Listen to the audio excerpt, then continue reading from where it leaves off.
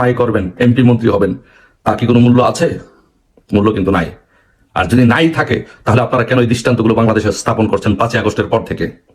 2001 সালের নির্বাচনের পরে আপনারা বাংলাদেশ আওয়ামী লীগের নেতাকর্মীদের উপরে, হিন্দুদের নেতাকর্মীদের উপরে, হিন্দুদের উপরে, সংখ্যালঘু সম্প্রদায়ের উপরে হামলা করে বাংলাদেশ আওয়ামী লীগের নেতাকর্মীদেরকে হত্যা করে, আহত করে, নিহত করে আপনারা একটা ব্যাড দৃষ্টান্ত স্থাপন করেছিলেন, যার জন্য আপনাদেরকে 16 বছর এর খেসারত দিতে হয়েছিল। আর আজকে আপনারা 5ই আগস্টের পর থেকে সারা বাংলাদেশে যা করতেছেন, আজকে যা করেছেন, তার জন্য হয়তো আগামী 70 বছর পর্যন্ত আপনাদেরকে এর দায় আপনাকে বয়ে বেড়াতে হবে, এর ফল আপনাদেরকে বয়ে বেড়াতে হবে। যদি বোধোদয় হয়, বাংলাদেশের রাজনীতিতে রাজনীতি চর্চা করুন, গণতন্ত্র চর্চা করুন।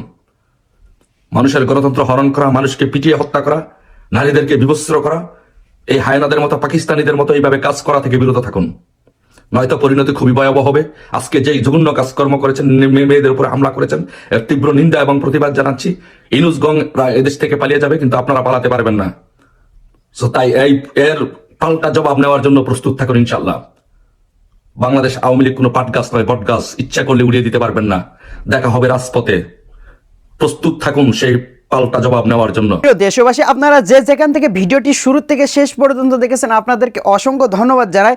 আর যারা এই ধরনের নিউজ লাইভ দেখতে ভালোবাসেন, তারা অবশ্যই ইউটিউব চ্যানেলটি সাবস্ক্রাইব করে রাখবেন, আর এই ভিডিওটি শেয়ার করে অপর ভাইকে দেখার সুযোগ করে দেবেন। তাহলে সবাই ভালো থাকবেন, সুস্থ থাকবেন। দেখা হবে পরবর্তী কোনো দেশের আপডেট খবর অথবা নিউজ নিয়ে। আসসালামু আলাইকুম।